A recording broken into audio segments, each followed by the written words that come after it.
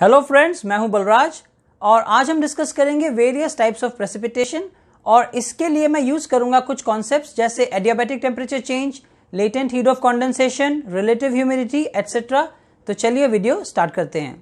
Topic start करने से पहले हम प्रेसिपिटेशन टर्म का मतलब समझ लेते हैं। प्रेसिपिटेशन का मतलब केवल रेनफॉल नहीं होता, इसमें स्नोफॉल भी आ जाएगा, इसमें हेल यानी ओलावृष्टि भी आ जाएगी।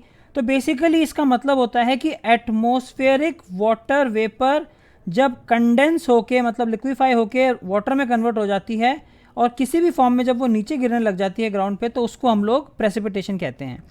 तो प्रेसिपिटेशन तीन तरह का हो सकता है, कन्वेक्शनल, ओरोग्राफिक, फ्रंटल या फिर साइक्लोनिक।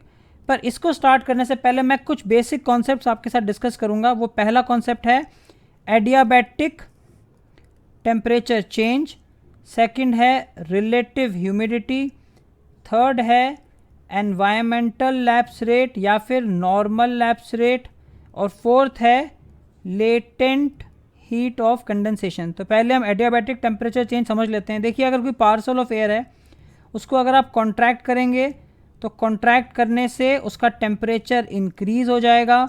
वो इसलिए होगा क्योंकि आपस में जो मॉलिक्यूल्स है वो एक दूसरे से टकराएंगे, फ्रिक्शन होगा, इसीलिए टेम्परेचर इंक्रीज हो जाएगा। दूसरी तरफ अगर आप किसी पार्सल ऑफ एयर को एक्सपैंड करेंगे तो मॉलिक्यूल्स एक दूसरे से दूर जाएंगे और इस दूर जाने में जो एनर्जी चाहिए होगी वो इसी पार्सल ऑफ एयर से आएगी, इसीलिए इसका टेम्परेचर रिड्यूस हो जाएगा।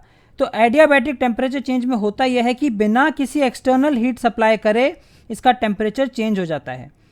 अब हम लोग सेकंड कॉन्सेप्ट समझ लेते हैं, RH। RH को समझना बहुत ज़रूरी है क्योंकि जब RH 100% हो जाती है तो वाटर वेपर वाटर में कन्वर्ट हो जाती है यानी कंडेंसेशन हो जाता है और उससे रेनफॉल हो जाती है। तो हम एग्जांपल से समझ लेते हैं। देखिए, RH का जो फॉर्मूला होता है वो होता है absolute humidity upon humidity capacity into 100। तो हम एग्जांपल से समझ लेते हैं इसको। तो देखिए, मान लीजिए कोई पार्सल ऑफ एयर है, उसमें 25 ग्राम मॉइस्चर है और उसकी ह्यूमिडिटी कैपेसिटी 35 ग्राम्स है। तो देखिए, एब्सोल्यूट ह्यूमिडिटी का एक्चुअली मतलब ये होता है कि जो टोटल वेट है, exact wait in grams atmospheric water vapour में, और जो ह्यूमिडिटी कैपेसिटी है उसका मतलब होता है कि कितना वाटर होल्ड करने की, मतलब वाटर वेपर होल्ड करने की क्या कैपेसिटी है। तो जो एब्सोल्यूट ह्यूमिडिटी है वो तो कांस्टेंट रहती है टेम्परेचर कम ज़्यादा होने से, अनलेस बाहर से आप उसको कोई मॉइस्चर सप्लाई ना करो। और ह्यूमिडिटी कैपेसिटी जो है ये बहुत वेरिएबल है, टेम्परेचर इंक्रीज होने से ह्यूमिडिटी कैपेसिटी इंक्रीज हो जाती है, टेम्परेचर डिक्रीज होने से ह्यूमिडिटी कैपेसिटी डिक्रीज हो जाती है। इसे हम water holding moisture holding capacity भी कह सकते हैं। तो मान लीजिए किसी टेम्परेचर पे अगर ह्यूमिडिटी कैपेसिटी 35 डिग्रीज है और अगर आपने टेम्परेचर को और डिक्रीज करा तो हो सकता है वो 30 डिग्रीज हो जाए, और अगर आपने टेम्परेचर को और रिड्यूस करा तो हो सकता है वो 25 हो जाए। तो अगर ये 25 हो जाएगी तो क्या होगा, 25 अपॉन 25 इंटू 100, तो मतलब RH हो जाएगी 100%। और जब RH 100% हो जाएगी तो कंडेंसेशन होगा और फिर रेनफॉल हो जाएगी। अब हम नेक्स्ट कॉन्सेप्ट समझ लेते हैं, एनवायरमेंटल लैप्स रेट। इसका मतलब होता है कि अगर आप 1 किलोमीटर की हाइट पे जाएंगे तो टेम्परेचर 6.5 डिग्रीज कम हो जाएगा। एक्चुअली ये वेरिएबल होती है, ये इसकी एक एवरेज वैल्यू है, इसे या नॉर्मल लैप्स रेट भी हम लोग कह सकते हैं। और नेक्स्ट कॉन्सेप्ट समझ लेते हैं हम, लेटेंट हीट। लेटेंट वर्ड का मतलब होता है हिडन। तो होता क्या है, देखिए मान लीजिए पानी है, अगर आप इसको हीट सप्लाई करेंगे तो ये वाटर वेपर में कन्वर्ट हो जाएगा, पर इसका जो फेज चेंज होगा ना, मतलब लिक्विड से गैस में आने के लिए इसको कुछ एक्स्ट्रा एनर्जी की ज़रूरत होगी। तो वो जो एनर्जी है वो इसमें स्टोर्ड हो जाएगी, और जब आप इस वाटर वेपर को दोबारा लिक्विड वाटर में कन्वर्ट करेंगे तो ये एनर्जी रिलीज हो जाएगी। तो अब एटमॉस्फेयर में इसका क्या यूज़ होता है, तो मान लीजिए अगर आपने किसी हवा को हीट करा तो राइज करेगी, राइज होने से कंडेंस हो जाएगी, मतलब लिक्विड में कन्वर्ट हो जाएगी वाटर वेपर, और जब ऐसा होगा तो latent heat of condensation release होगी, इससे और एनर्जी मिलेगी और ये फिर और तेज़ी से ऊपर उठेगी। तो अब हम लोग एक्चुअल कॉन्सेप्ट पे आ जाते हैं। तो देखिए, ये पहला हमारा जो टाइप है यह है कन्वेक्शनल रेनफॉल। तो ये जो वर्ड है ना कन्वेक्शनल, ये वर्ड आया है कन्वेक्शन से, और कन्वेक्शन का मतलब होता है कि एक प्रोसेस होता है हीट ट्रांसफ़र का किसी एक जगह से दूसरी जगह फ्लूइड्स के मूवमेंट से। तो फ्लूइड्स में एक्चुअली लिक्विड और गैस दोनों आ जाते हैं। तो इसको हम एक कॉन्सेप्ट से समझ लेते हैं। तो मान लीजिए कि जैसे कोई एयर पार्सल है या फिर कोई लिक्विड है, उसे आपने गर्म करा, गर्म करने से उसकी डेंसिटी कम हो जाएगी। डेंसिटी गर्म करने से कम इसलिए होती है क्योंकि मॉलिक्यूल्स को एनर्जी मिल जाती है, वो एक दूसरे से दूर चले जाते हैं। तो डेंसिटी डिक्रीज़ हो जाएगी तो ऊपर उठेगी, और जब ऊपर उठेगी तो फिर उसके बाद हो सकता है कुछ टाइम बाद ठंडी हो जाए, फिर जब वो नीचे आने लगेगी, ठंडी हो जाएगी, तो डेंसिटी वापस इंक्रीज़ हो जाएगी, तो फिर जब इंक्रीज़ हो जाएगी तो वो नीचे आ जाएगी। तो ऐसे एक करंट बन जाता है, इसको हम लोग कन्वेक्शनल करंट कहते हैं।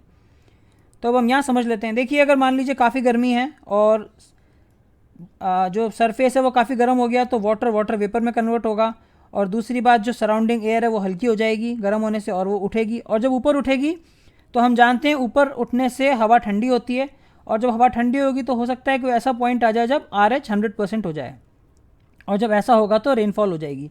इस तरह की रेनफॉल हमें काफ़ी कॉमनली हम ऑब्जर्व करते हैं कि इक्वेटोरियल रीजन्स में काफ़ी होती है ऐसी रेनफॉल। अब हम लोग नेक्स्ट समझ लेते हैं। तो ये है ओरोग्राफिक रेनफॉल। तो जो टर्म है ना ओरोग्राफिक, ये इसका मतलब ही होता है पहाड़। ओरोग्राफी या फिर ओरोजेनेसिस का मतलब भी पहाड़ का फॉर्मेशन होता है। तो प्रोसेस यहाँ पे भी सेम होगा। तो मैंने यहाँ पे लिखा है वार्म मॉइस्ट एयर। ये मैंने वार्म मॉइस्ट एयर इसलिए लिखा है क्योंकि वार्म एयर में मॉइस्चर ज़्यादा होता है। हमने पढ़ा था कि ह्यूमिडिटी कैपेसिटी ज़्यादा होती है या मॉइस्चर होल्डिंग कैपेसिटी ज़्यादा होती है वार्म एयर की। तो जब ये राइज करेगी तो ठंडी हो जाएगी, और ठंडी होने से RH 100% हो जाएगी, और जब ऐसा होगा तो रेनफॉल हो जाएगा। लेकिन जब ये ठंडी हो जाएगी और जब ये दूसरी तरफ नीचे आएगी, तो नीचे आने से हमने पढ़ा था कि एडियाबैटिक टेम्परेचर चेंज में जब हवा नीचे आती है तो होता क्या है, उसका कंप्रेशन स्टार्ट हो जाता है, क्योंकि नीचे एयर प्रेशर रिलेटिवली हायर होता है। तो जब नीचे आती है हवा तो वो हीटअप हो जाती है, और हीटअप होने से क्या होगा, RH के 100% होने की संभावना एकदम ख़त्म हो जाएगी। तो ऐसे में होता क्या है कि जो पहाड़ की दूसरी तरफ का इलाका होता है वहाँ पे बारिश होने की संभावना बहुत कम हो जाती है। तो इसलिए इसको हम रेन शेडो एरिया भी कहते हैं। और पहाड़ के इस तरफ को लीवर्ड साइड भी कहा जाता है, और जो पहाड़ का वो वाला हिस्सा होता है जहाँ से हवा आ रही होती है हम उसको विंडवर्ड साइड कहते हैं। तो इसका एग्जांपल हम अगर कहें तो इंडिया में जैसे वेस्टर्न घाट्स हैं, तो इसका ये वाला पार्ट जो हो गया ये हो गया विंडवर्ड साइड, और ये वाला पार्ट जो हो गया ये हो गया रेन शेडो एरिया।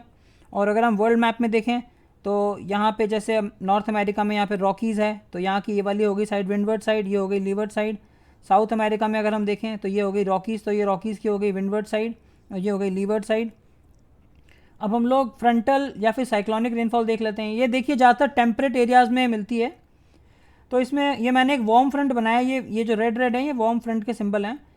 तो इसमें ये वार्म फ्रंट इसलिए क्योंकि फ्रंट के पीछे वाली जो हवा है वो ज़्यादा एक्टिव है और ये वाली हवा एक्टिव नहीं है।